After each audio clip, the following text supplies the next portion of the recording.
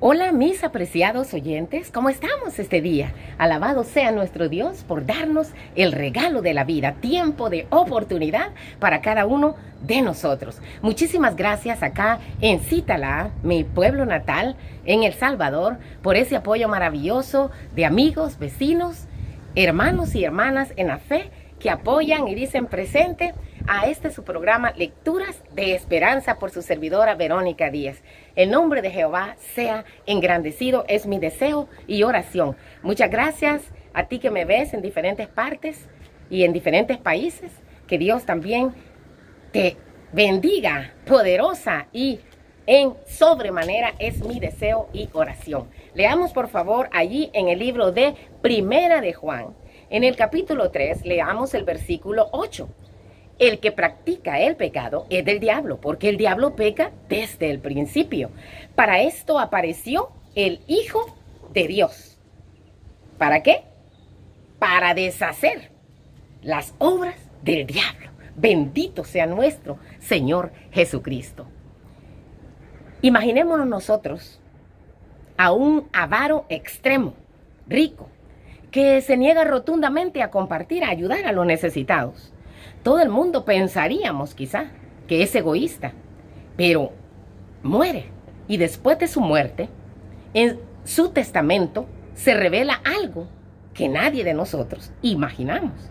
Revela que dejó todo su dinero a los pobres, que heredó su riqueza de su padre con la condición de no dar dinero a los pobres mientras viviera y de mantener esa cláusula especial en secreto. Descubrimos entonces todo esto revelaría totalmente la comprensión equivocada que nosotros tenemos de ese hombre que dijimos que era avaro.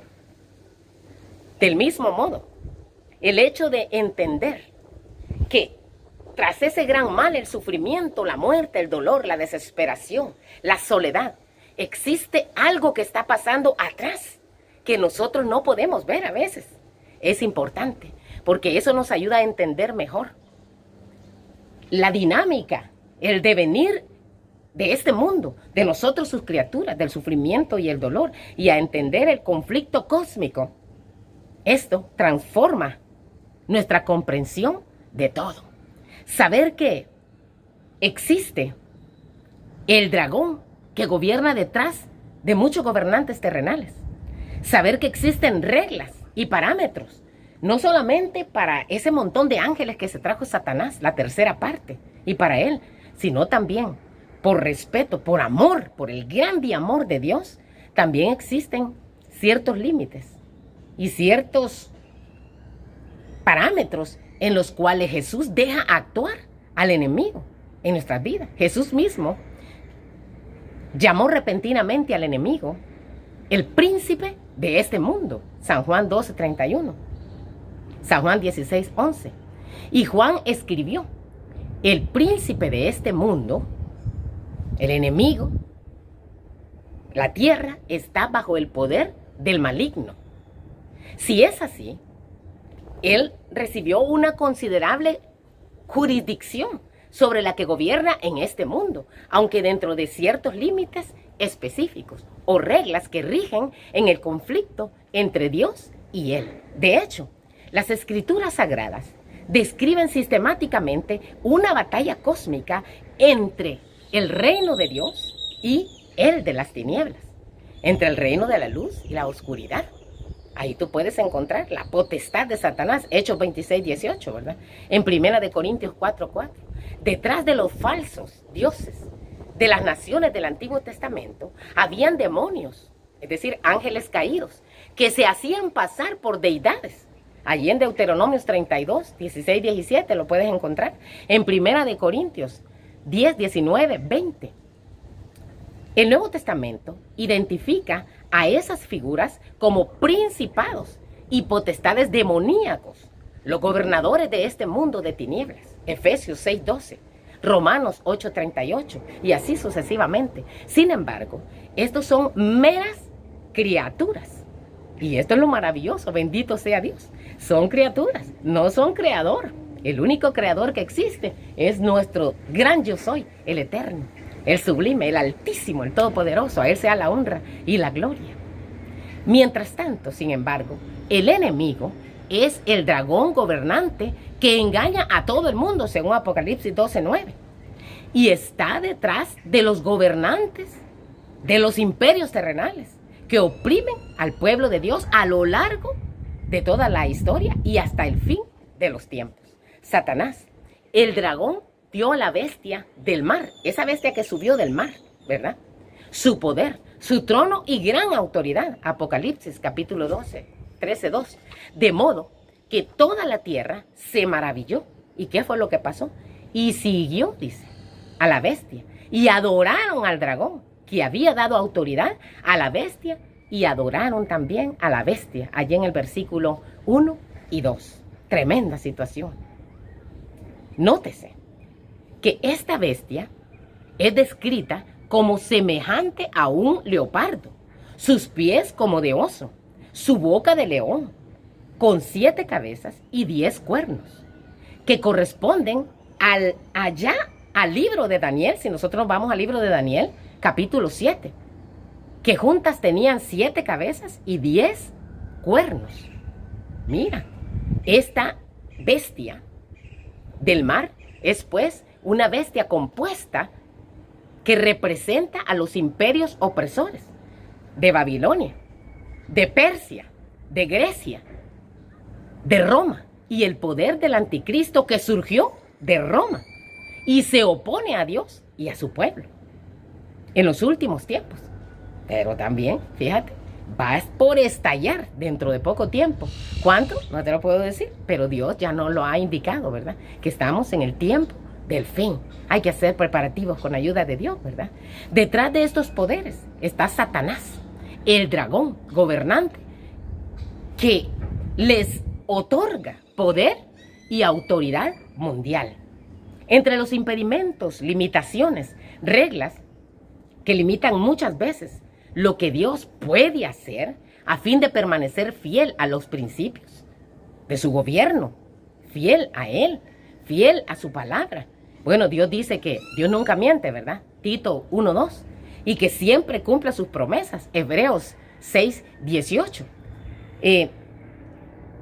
Dios permanece fiel, ¿verdad? No miente a los principios de su propio gobierno.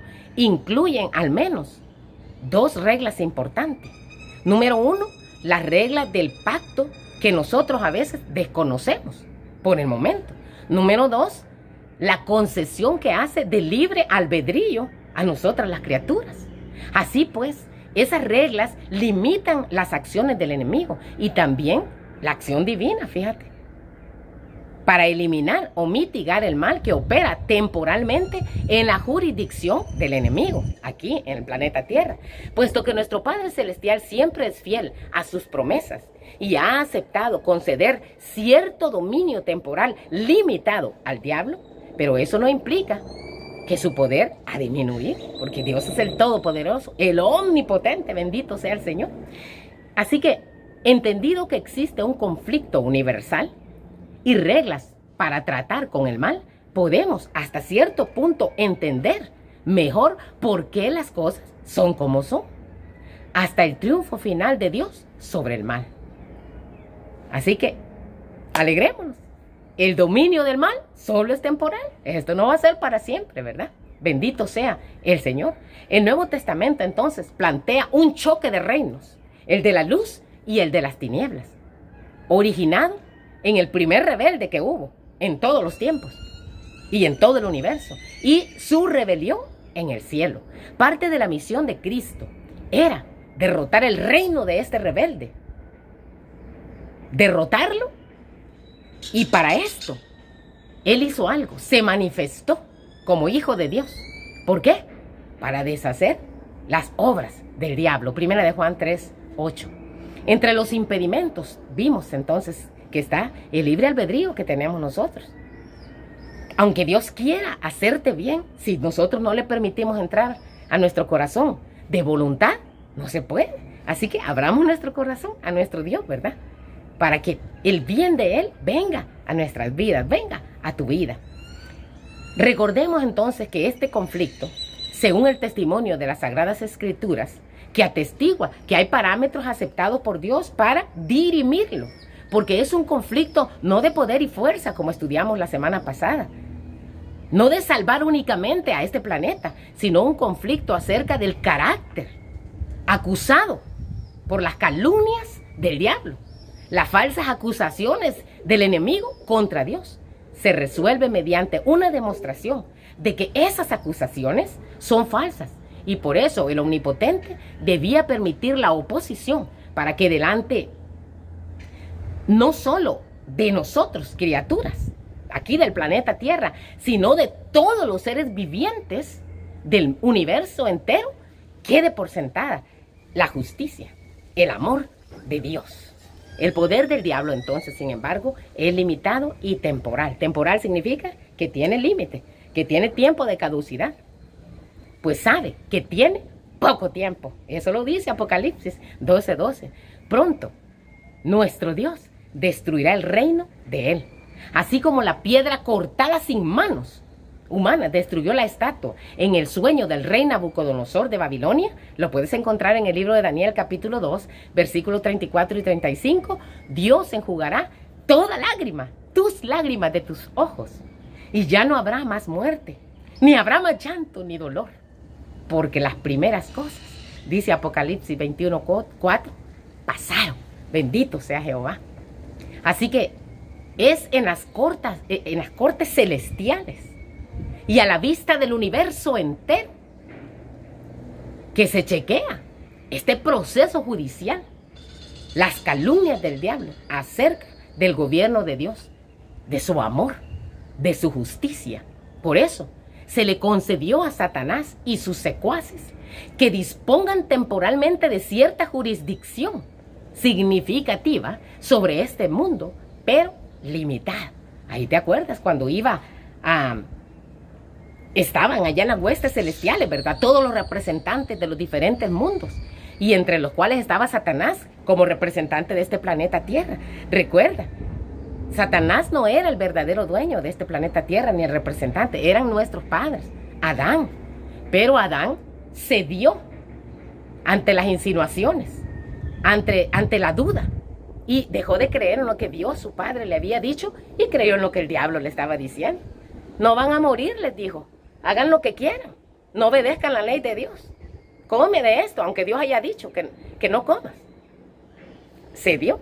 Así que Adán le cedió el puesto de representante del planeta Tierra a Satanás. Por eso es que allá en el libro de Job, que es el primer libro escrito, según los entendidos en la materia, se cuenta que estaban en las huestes celestiales y Dios le dice al enemigo: ¿de dónde vienes? De rodear la tierra y de andar por ella. ¿Has visto a mi siervo Job? Que no hay hombre recto, perfecto, íntegro, temeroso de Dios como él.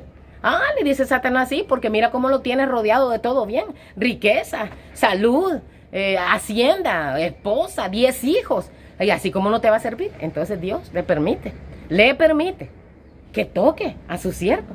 Y por eso Dios a veces permite que el enemigo te toque a ti, que nos toque a nosotros. Pero nosotros a veces no entendemos, como Job. Decía, pero ¿dónde yo he ofendido al Señor? Si yo, hasta mis hijos cuando hacen fiesta, yo doy ofrenda y los presento delante de Dios por si han blasfemado contra Dios en su corazón. ¿Y dónde está el problema? Nunca mis ojos se han ido atrás de una dama, de una señorita. Un hombre tan íntegro, cabal. Que Dios nos ayude a nosotros también, ¿verdad? A imitar a estos hombres de tremenda altura en realidad, porque se han sometido a Dios, porque le siguen, porque lo respetan, lo aman, temerosos de Dios, ¿verdad? Así que imagínate, Job no sabía lo que estaba pasando atrás de bastidores, no sabía lo que estaba pasando en el cielo. Así nosotros también a veces no sabemos lo que está pasando. Dios permite, pero también Dios le dijo: toca lo que quieras ahí, pero no toques su vida. Así que alegrémonos nosotros, siervos y siervas de Jesucristo, del Altísimo, porque Dios no va a permitir que el enemigo llegue hasta donde te quiere llegar. Dios le pone un límite. Bendito sea el Señor. Gloria a Dios, ¿verdad? Así que el poder del enemigo es limitado y temporal. Eso es importante que nosotros lo entendamos. Pero ¿por qué Dios aceptó un tipo de reglas así? ¿Por qué si no se resolvieran? Fíjate, las acusaciones del diablo se agravarían y destruirían la armonía y el amor en todo el universo. Del mismo modo que un gobernante no puede limpiar su nombre mediante una demostración de fuerza, las calumnias, acusaciones del diablo no podían ser derrotadas por el mero uso del poder, sino que solo mediante una demostración justa, transparente y definitiva de que las acusaciones de Satanás son falsas, como dice 1 Corintios 4:9 y 6:2-3. Lo que requirió de ciertos parámetros o reglas dentro del conflicto. Desde esta perspectiva, Dios no tenía otra forma de contrarrestar las acusaciones de Satanás, zanjar el conflicto y salvar al mundo. Así que sin que se produjeran daños colaterales aún mayores. Mateo 13:29. Vemos entonces nosotros, apreciados, que allí también vemos el trabajo de todos estos espíritus demoníacos que el enemigo se trajo. En Mateo 8:28 nosotros encontramos que Jesús expulsa a los demonios de su víctima. Y ellos le preguntan, ¿qué tienes contra nosotros, Jesús, Hijo de Dios? ¿Has venido acá para atormentarnos antes del tiempo? Así que aquí podemos ver que los demonios afirmaron que el juicio final estaba reservado para algún momento específico del futuro, lo que indica la existencia de ciertas reglas. Apocalipsis 12:12. Y en Lucas 22:31, Cristo le dice a Pedro, Satanás te ha pedido para zarandearte como a trigo. Este ha pedido, esta frase, viene de este idioma, de esta palabra que se dice exaiteo. Implica que quien formula la petición tiene derecho a hacerla. Significa entonces que tanto Dios como Satanás parecen obligados a actuar de acuerdo con ciertas limitaciones. Primera de Tesalonicenses, capítulo 2, versículo 18. Ahí Pablo dice que planeaba visitar a la iglesia de Tesalónica, pero pasó algo. Pero Satanás nos estorbó, dice. Y muchos ejemplos bíblicos que demuestran que el diablo tiene cierta jurisdicción para actuar dentro de límites específicos que existen. Algunas reglas dentro del gran conflicto. Ahí en Daniel capítulo 10, si tú lees desde el versículo 1 hasta allá, hasta el 21, nosotros encontramos de que él tenía 3 semanas de estar orando, pidiéndole a Dios por entendimiento. Pero mira, ya el ángel Gabriel dice, desde que él empezó a orar, su oración había sido escuchada y envió Dios al ángel. Pero hay algo que pasó. El príncipe del reino de Persia se opuso, dice. Este príncipe del reino de Persia es una criatura demoníaca acá, que influía negativamente sobre el gobernante humano de Persia. Y aquí vemos un montón de gobernantes, ¿verdad? Influenciados directamente por el dragón. Así que, aunque nos quedan muchas dudas a nosotros, interrogantes sin responder, sin embargo, todo se va a acabar. Finalmente, un día vamos a entender. Y el carácter y la ley de amor de Dios serán reivindicados, más allá de toda sombra de duda. La gran controversia habrá terminado. Te invito a que leas una obra maravillosa que se llama El conflicto de los siglos. En la página 657 reza de la siguiente manera: todo el universo está purificado. Ya no hay más pecado ni pecadores. La misma pulsación de armonía y de gozo late en la creación de aquel que todo lo creó. Manan vida y luz, contentamiento por toda la extensión del espacio infinito. Desde el átomo más imperceptible hasta el mundo más vasto, todas las cosas, animadas e inanimadas, declaran en su belleza sin mácula y en júbilo perfecto que Dios es amor. ¿Qué piensas tú, amado y amada? Aunque estemos pasando tribulaciones, no te olvides que Dios es amor y es justo. Y en algún momento, si no es en esta vida, allá en la eternidad, tendremos un tiempo bien largo, de 1000 años, para revisar todas estas cosas maravillosas. Como meras criaturas, no estamos en condiciones a veces de saber y juzgar hoy por hoy ¿Qué parámetros requiere tal demostración?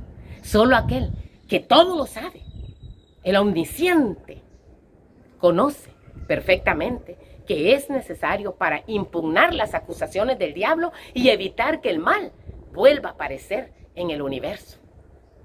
Apocalipsis 21, 3, 4. Nahum capítulo 1, versículo 9. Dios siempre. Si te quieres recordar por lo menos de una frase de esta lectura que estoy teniendo en este momento, apreciada que me escuchas, no olvides que Dios siempre hace lo mejor a la luz de todas las opciones disponibles. Y así como reza el Salmo 145, 17, 13. Apocalipsis 15, 3. Quiero decirte en este día, justo es Jehová en todos sus caminos y misericordiosa en todas sus obras. Tu reino es reino de todos los siglos. Tu señorío en todas las generaciones. Grandes y maravillosas son tus obras, Jehová. Señor Dios Todopoderoso, justo y verdadero son tus caminos, Rey de los santos. Que estemos allá es mi deseo y oración, porque estas palabras las exclaman aquella multitud con arpas en el cielo, que han vencido y que no han adorado a la bestia ni a su imagen, y que han cantado el cántico del Cordero y de Moisés. La paz de Cristo quede con cada uno de nosotros. Si el Eterno lo permite, nos encontramos próximamente. Amén.